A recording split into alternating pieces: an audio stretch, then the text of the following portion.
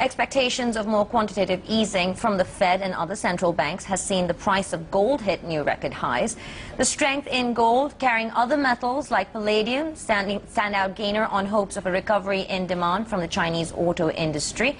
Let's talk a little bit more about the kind of rally that we've seen in gold and silver and copper, palladium.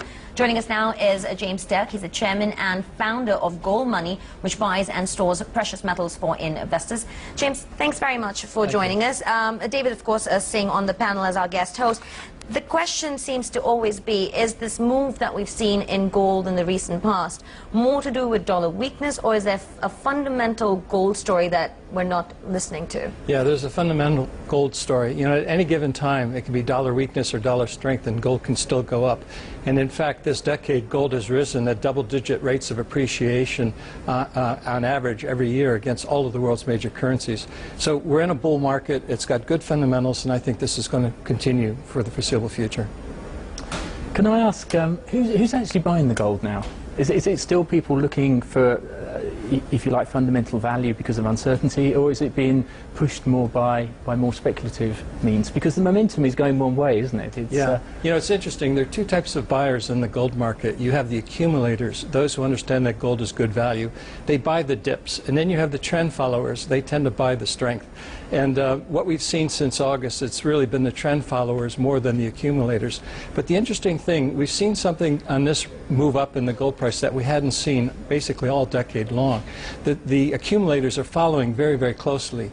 You know, in the past, they would wait for gold to drop 50 bucks before it came in. This time, they're letting it drop, you know, 5, 10 bucks.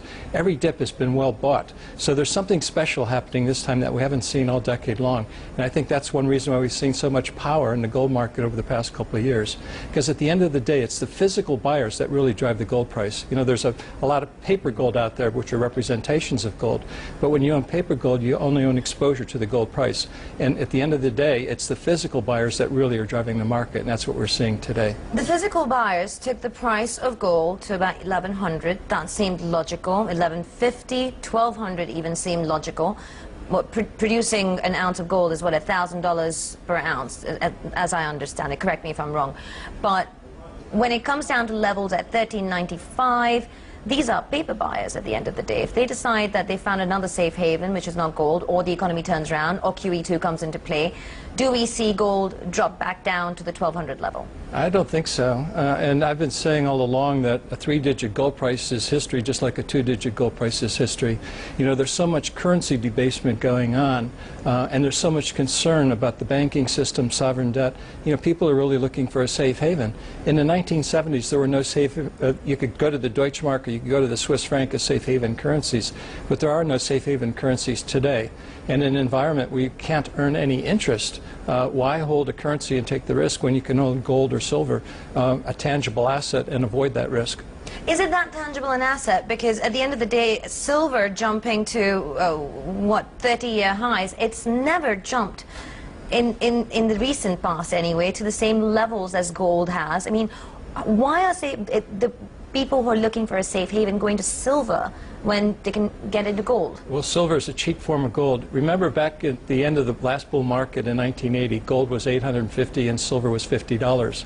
Today, gold is, you know, $1350. It's well over that $850 high, but silver's $23. It's less than 50% of what it reached in 1980. So if you want a tangible asset, you know, to protect yourself, you can buy gold or you can buy silver. The problem with silver, though, is there's a lot more volatility to it, because silver is both a monetary asset as well as a commodity that's used in industrial applications. So the demand for silver is very elastic in economic terms and very sensitive to changes in price. So if you can't handle the volatility, stay out of silver. But generally, I recommend, if you can handle the volatility, 2/3 of your precious metal portfolio in physical gold bullion and 1/3 in physical silver bullion is a good mix. Because the obvious question is, you know, where are these going? You know, and what will it finally take to burst the bubble? Will it be 2 trillion of QE? Well, you know, where is the bubble? Is it gold or is it national currencies? I tend to think it's more national currencies, because on a relative basis, gold is still very undervalued by historical standards.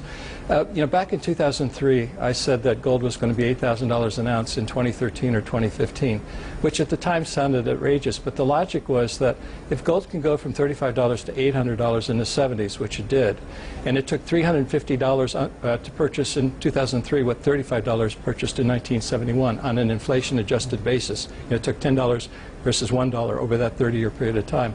Why can't, on an inflation-adjusted basis, gold go from $350 to $8,000?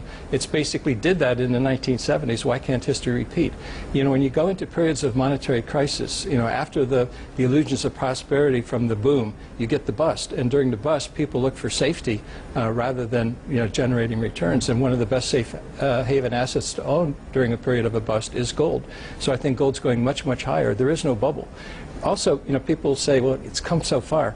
But if you had said when the Dow was 1,300 in 1984 that it was expensive after breaking above 1,000, you missed the next 3 years where the price of the Dow Jones Industrials nearly tripled. I think you got a trouble yet in the gold price in the next 3 to 5 years. It's not going to be a straight line, but it's going much, much higher.